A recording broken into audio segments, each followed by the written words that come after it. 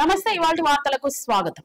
AOI ఆధ్వర్యంలో మంచిర్యాలలో సంబరాలు. గల్లీ నుండి ఢిల్లీ దాకా ఏజెంట్ల సంఘం ఏఓఐ చేసిన పోరాటాల కారణంగానే నేడు కేంద్ర ప్రభుత్వం దిగివచ్చి జీవిత బీమాపై జీఎస్టీని రద్దు చేసిందని AOI Karimnagar division convener Palamakula Rajababu Reddy పేర్కొన్నారు. జీఎస్టీ రద్దుని హర్షిస్తూ ఎల్ఐసి ఏజెంట్లు మంచిర్యాల ఆఫీస్ ఆవరణంలో మిఠాయిలు పంచి సంబరాలు నిర్వహించుకున్నారు.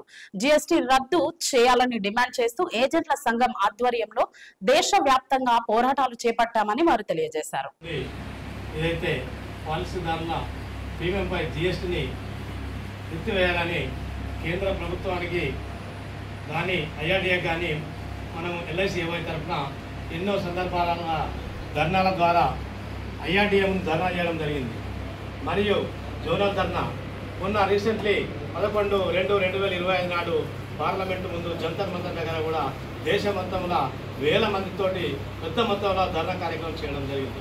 మిత్రులారా, ఈరోజు కేంద్ర ప్రభుత్వము కానీ ఐఆర్డీఏ వీళ్ళు దిగొచ్చి పాలసీదారులకు ఏదైతే జీఎస్టీ ఉందో పాలసీల పైన దాన్ని ఎత్తివేయడాన్ని ఎల్ఐసి ఏవై కృతజ్ఞతలు తెలియజేస్తూ ఉంది. కేంద్ర ప్రభుత్వానికి కృతజ్ఞత తెలియజేస్తూ స్వాగతిస్తూ ఉన్నాము. అట్లాగే ఏదైతే గల్లీ నుంచి ఢిల్లీ వరకు ఎల్ఐసి పోరాటంలో మా వెంబడి నడిచిన ఏజెంట్ల నాయకులందరికీ ఏజెంట్లందరికీ మరియు మాతోటి వెన్నంటనే ఉండి నడిచిన ఐసీ యూనియన్ ఏఐఏ కానీ సిఐటి వాళ్ళకు కూడా ఈ సందర్భంగా ప్రత్యేకంగా ధన్యవాదాలు తెలియజేస్తున్నాం. మిత్రులారా, ఏదైతే ఈ జీఎస్టీని ఎత్తివేసిన సందర్భాన్ని ఈరోజు మంచిర్యాల బ్రాంచ్ ముందు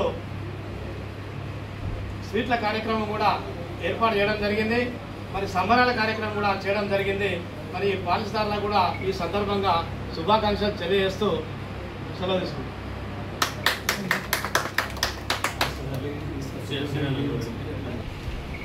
తాజాగా ప్రజాభిప్రాయానికి తలొగ్గినటువంటి కేంద్ర ప్రభుత్వం జీఎస్టీలో పలు మార్పులు చేస్తూ మరి ముఖ్యంగా జీవిత బీమా ప్రీమియంపై జీఎస్టీని పూర్తిగా ఎత్తివేయడాన్ని All India Insurance Employees Association తరఫున, అదేవిధంగా మా సోదర ఏజెంట్ల సంఘం ఏజెంట్స్ ఆర్గనైజేషన్ ఆఫ్ ఇండియా తరఫున కూడా మేము హర్షం వ్యక్తం చేస్తున్నాము.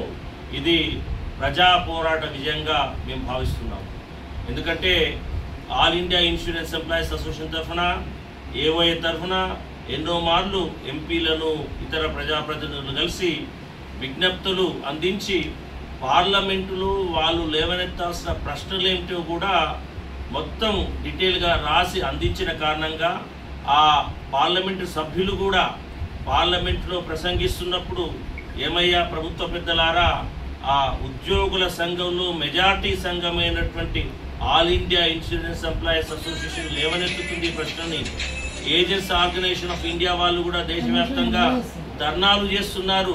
కాబట్టి ఇకనైనా మీరు జీఎస్టీ విషయంలో పునరాలోచించుకోవాలని చెప్పిన కారణంగా ఎట్టకేలకు ప్రజాభిప్రాయానికి తలొగ్గినటువంటి మొండి సర్కారు నేడు జీఎస్టీని సవరిస్తూ టోటల్గా ఎల్ఐసి ప్రీమియం మీద టోటల్గా జీఎస్టీని ఎత్తివేయడం అనేది చాలా శుభ పరిణామం.